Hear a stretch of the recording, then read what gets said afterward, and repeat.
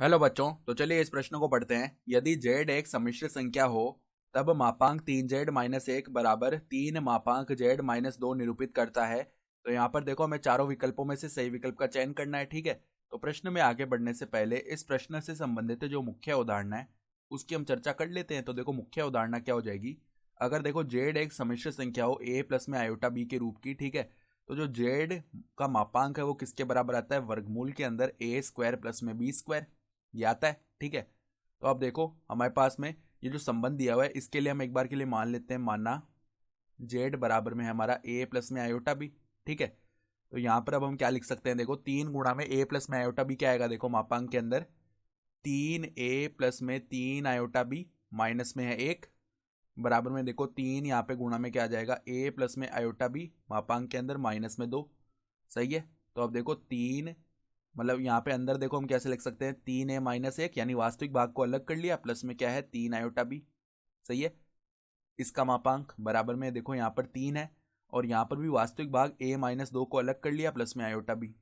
सही है, तो अब देखो मापांक लेंगे सम्मिश्र संख्या का, तो यहाँ पे वर्गमूल के अंदर क्या आएगा? 3a-1 का स्क्वायर, प्लस में देखो 3b का स्क्वायर, बराबर में देखो यहाँ पर 3 है, और अंदर देखो क्या आ जाएगा? वर्गमूल के अंदर a-2 का स्क्वायर प्लस में b का स्क्वायर। तो अब दोनों तरफ हम वर्ग कर लेते हैं तो वर्गमूल हट जाएगा।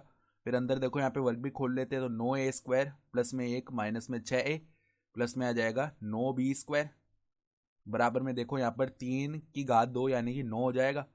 और अंदर देखो क्या क्या बनेगा? a स्क्वायर प्लस में 4 माइनस में 4a प्लस में आ जाएगा b स्क्वायर। सही है, तो अब देखो इसको थोड़ा सरल करते हैं, तो 9a स्क्वायर प्लस में 9b square minus 6a plus में 1, बराबर में यहाँ पर आ जाएगा 9a स्क्वायर प्लस में 9b स्क्वायर माइनस में 36a प्लस में 36।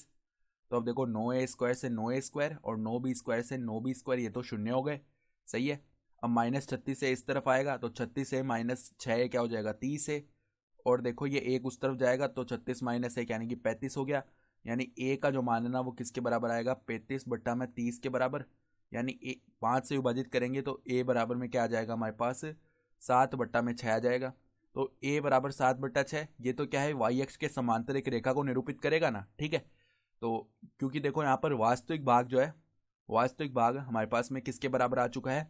7/6 के बराबर, यानी ये संबंध से हमें ये परिणाम मिल रहा है। ठीक है, तो यहाँ पर हमें इस प्रकार का परिणाम मिल रहा है, यानी वास्तविक भाग बराबर में 7/6। तो जब वास्तविक भाग किसी अचर के बराबर आता है तो वो जो रेखा बनती है ना वो वाई अक्ष के समांतर आती है।